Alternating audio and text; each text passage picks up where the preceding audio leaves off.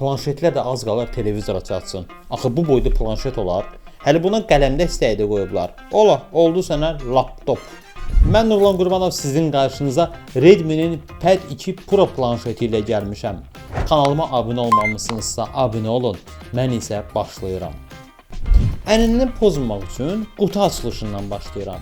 Lakin burada o mistik səs falan yoxdur. Planşeti bir dənə belə qutunun içindən çıxardırıq. Belə bir çuxolun içində veriblər mənə. Buradan belə bir quyruq da qoyublar ki, planşeti çox rahat şəkildə götürə bilərsiniz.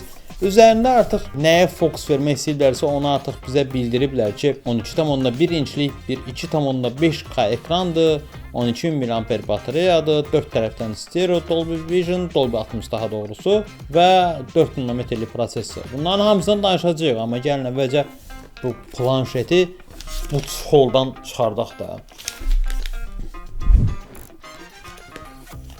Aha.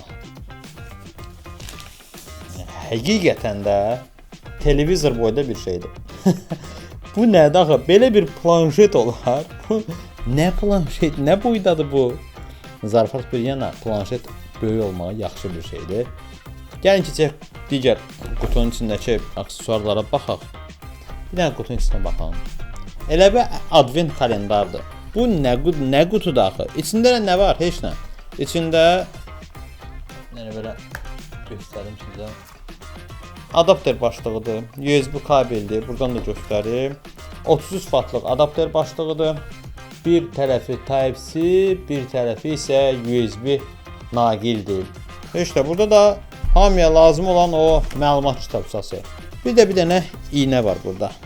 SIM yuvasını açmaq üçün iynə. Daha doğrusu SIM yuvası deyirəm də, bu SIM yuvası deyil, elə indidən gəlin sizlə bir yerdə istəyirəm buna baxın. Bu əslində yaddaş kartı üçün bir yerdir. Belə açaq. Bu yaddaş kartı üçün olan bir belə deyək slotdur. Qoyduq bunu bura və planşetin altına bir şey qoymuşuq ki, cızılmasın. Yenə bu sərt xəttlər üzümdə təbəssümə yol açır deyə bilərəm. Sevirəm bu dizayn xəttini. Çünki çox sərt görünür. Buradakı Dolby Atmos, Dolby Vision Atmos yazısı da başqa bir sevindirir. İndi görək bizi nə gözləyir. Gəlin birinci qiymətini deyim. Hal-hazırda İrşadda planşetin 8 GB RAM, 256 GB yaddaşlı versiyası 649 manat 99 qəpikdir. 650 deyək, hamı xoşbəxt olsun. İrşada təşəkkürü də yaddan çıxarmayaq. Həqiqətən çəkilişə gadget tapmaq çox asan məsələ deyil. Bu yerdə isə İrşad köməyimizə çatır. Çox sağ olsun. Çəkilişlərə, öz gadgetlərlə dəstək verir. İlk olaraq kameradan başlamaq istəyirəm. Mən arxada bir ədəd kamera var, 8 megapiksellik 2 diafragmada təchiz olunub. Amma kameradan böyük performans gözləmək olmaz. Hətta deyim ki, kamera heç performans sözü ilə tanış belə deyil. Sadəcə təsviri ekrana ötürmək üçün bir sensor desəm yeridir. Belə sizə vacib şəkil və ya video çəkmək lazım olsa, işinizi görər təbii ki. Bu planşetin 5G olan modelləri də var. Onda isə kamera 8 yox, 13 megapikseldir. Yenə də deyərdim ki, kamera planşetin zəif bəndidir. Yəni o qədər də güclü bir şey gözləməyin. 1080p, yəni Full HD 30 FPS-də video çəkə bilir. Ön tərəfdə də 8 megapiksellik bir kamera qoyublar, amma kamera arxa kameradan geri qalmır. Yəni kameradan çox da bir şey gözləmək olmaz.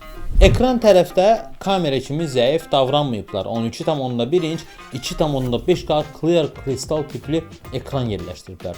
Ekran paneli IPS LCD olsa da ekran tezliyi 120 Hz-dir. Default ekran tezliyinə keçiriblər. Hər şeydə 120 Hz ekran qoyurlar. Rəng sıxlığı 249 ppi olan bu ekranın maksimum parlaqlıq dəyəri 600 nitdir. Ekran parlaqdır, böyükdür, Dolby Atmos ilə Dolby Vision dəstəyi olduğu üçün sizə deyim ki, filmə və ya serialınıza baxarkən zövq alacaqsınız. Mənim videolarıma da 4K keyfiyyətdə baxa bilərsiniz, heç problem yoxdur. Corning Gorilla Glass 3 Mosh Level 6 ilə qorunur ekran. Gövdəyə nisbəti isə 83,5%-dir. Bunu da görürsünüz. Deyəsən ekrana toxunmuşkən prosessora da zəif davranmayıblar. Çünki prosessor da zəif deyil. 4 nanometrlik arxitekturada Snapdragon 7S Gen 4 ilə təchiz olunub. Octa-core strukturunda bir prosessordur və gündəlik işlərinizi aşırmaq üçün, biraz da oyun oynayıb istirahət etmək üçün gözəl seçimdir.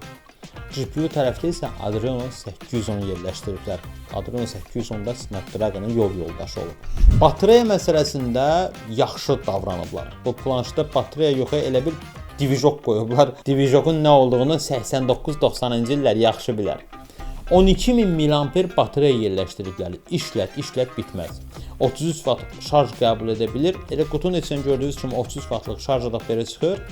PD3 və QC3 Plus standartlarını da dəstəkləyir. Bəyəndiyim digər nüans isə 27 watt gücündə əks enerji ötürə bilir.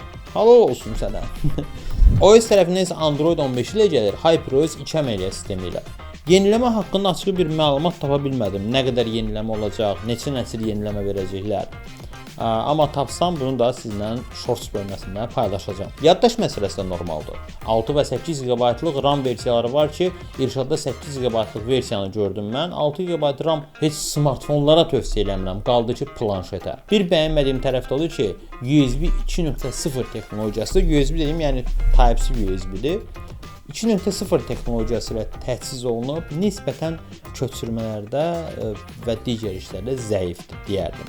Son olaraq qoşulmalara nəzər salsaq, planşet Wi-Fi 6 və Bluetooth 5.4 texnologiyası ilə təchiz olunub. Yekunda qısa olaraq deyim ki, əgər taksitlə və yaxud hissə ödənişlə alacaqsınızsa, uşağı alım YouTube-a baxsın və ya özüm Androiddə böyük ekranda işlərimi daha rahat görüm deyirsinizsə, bu planşet sizin seçiminiz ola bilər.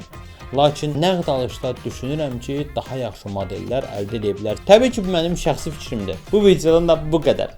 Növbəti videolarda görüşənədək kanalıma abunə olmağı, videonu isə bəyənib paylaşmağı unutmayın. Hələlik!